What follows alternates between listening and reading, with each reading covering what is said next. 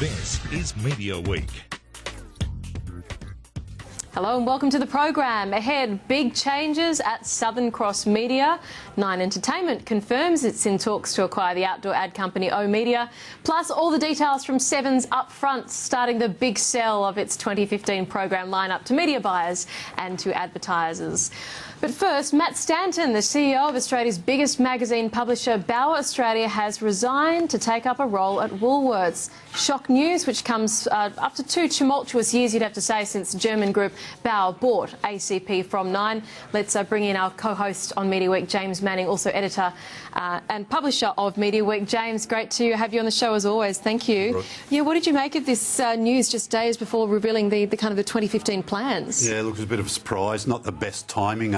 We're a week away from Bowers, if you like. They're up front to reveal all their plans for 2015. So I guess most of the duties will fall to Tony Kendall, the Chief Commercial Officer there, who will sort of take advertisers through what they can get next year. He's off to Woolworths in a role called Business Transformation. I think Woolworths will give more detail about what he'll be doing when he starts next February. Yeah. It's unsure if Matt will sort of see out the year at Bauer. And he said David Goodchild, he'll actually keep the role as UK CEO, obviously, so that's a big role for him. Yeah, I think the UK business is split in two, and he looks after the segment H Bauer, the older part of the Bauer publishing business, and so he'll keep that position, but as well as running the Australian operation. Look, we've seen it in the past. If you've got good enough deputies, you can run an operation. You know, you don't need to have a head person everywhere. But he'll be depending very much on the people below him, and he'll have a good look at the sort of management setup, I guess, when he gets it. And I know lots of people in markets are really keen to see where Matt Bauer ends up inside Woolworths and exactly what he's doing. Sure. Let's get a bit more on this and some thoughts from the magazine industry and that shock departure.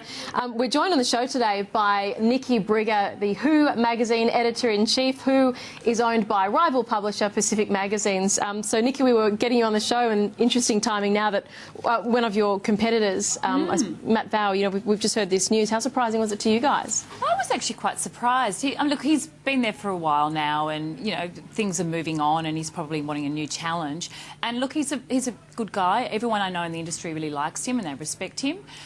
So you look, good luck to him, I have to say. I mean, as far as what it means for the magazine industry and for Bauer in particular, I just have no idea.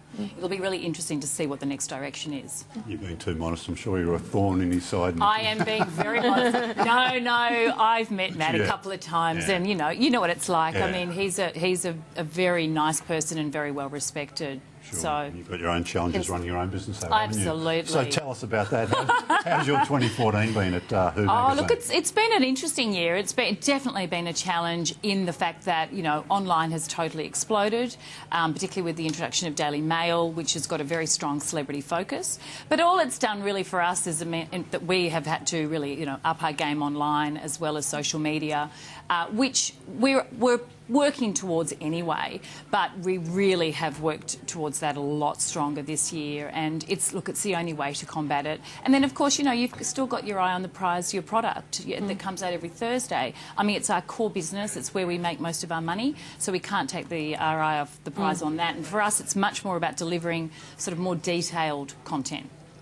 I suppose we're all talking about tablets and mobile phones and that kind of thing. What is the kind of messages you get as you adjust the business from your readers about what they exactly want to do on tablets and mobile phones? Yeah. Well, I mean, we actually launched our first, you know, iPad edition about, I think it was about 8 months ago now, and it's steadily growing, and it's been quite exciting to see. And I have to say, from an editor's perspective, it's great because it's limitless. You know, you can put more photos on there, more video content, more interactive. So it's great for us.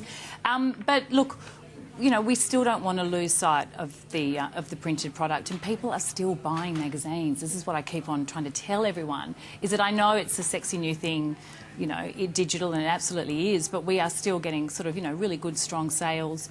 And, you know, and I like having a printed product and being able to read your stories, etc. You can actually give it a lot more of a detailed, considered piece, whereas online for us is much more bite-sized. You know, it's fast food content and photos and all that sort of thing, whereas a magazine is something that you want to spend a bit of time with. Well, just on that, I mean, you mentioned the Daily Mail, the BuzzFeed's got plenty of celebrity, news.com.au, 9news.com.au has been broken out now as another aggressive player in that space. Does that make it, does it make it tougher for you, or does it make Who magazine more valuable, do you think? Look, I think It's a bit of both, actually. I mean, I think in a way people are more interested in celebrities than they've ever been before, because you can get it anywhere now, you know, particularly with Instagram, which is exploding, and the social media aspect. You get updates every 5 seconds. And for us, it's hard on that printed product to keep up. So therefore, we just have to, you know, deliver our news and the fast bits of information via social media and online, and then obviously, you know, lengthier pieces in the Thursday product. That's just how we've done it. But it absolutely has exploded, and I think it has probably put more of a focus on celebrities. There's always interest in your annual Sexiest People edition, though, of course, which is just been published. That's always gets lots of noise around that. Just tell us about that. Does it always generate, you know, big sales, and how do you kind of leverage that opportunity, I suppose, each time? Well, yeah, it does. It's a really good seller for us. We've got 2 key ones, actually, at Sexiest and Most Beautiful People, and they're the ones that they are definitely revenue drivers for us and for clients, and so we try and obviously partner. This year we partnered with Brown Brothers, Moscato Gold, and they helped with the party. They also put on the party, so they had a gold bar there, so we could have an event as well as obviously the magazine and iHeartRadio. So we've now got a Sexiest People radio station as well that's going for the next month. So we've got all the different pillars ticked off, which we're loving. So, but it's just, look, it's so much fun to put together, I can't tell you. And it's, you know, it's nice to oil up a couple of naked celebrities every now and again. I can't say it's a bad day at the office. I was worried where you were going with that. Look, you had Megan Gale on the cover. What other celebrities are sort of selling magazines these days? It was always a challenge to find that one person that you can really, you know, jump on. And look, you know, in the old days, even which I'm talking about, even, you know, last year and the year before, because things are fast and progress so quickly.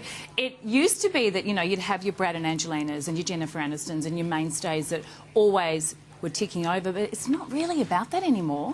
It's much more about the news. So Kim Kardashian was selling lots of copies, you know, 6-8 months ago. I think she's, you know, on the downturn now. But then something will happen. She'll have a baby. It really is much more about the news factor rather than that particular celebrity per se. So Brad and Angelina's wedding sold really well for us. And I know George Clooney also at Bauer, but, you know, you put them on the cover for anything else and it's not going to sell. It has to have that news angle. And it's so interesting. And loving hearing about the crazy stuff that happens in your office. I can't say it happens in ours either. Thank you. What an offer. Thank you very much. That's great to have you on, Nikki Brigger. Thank you. Appreciate that.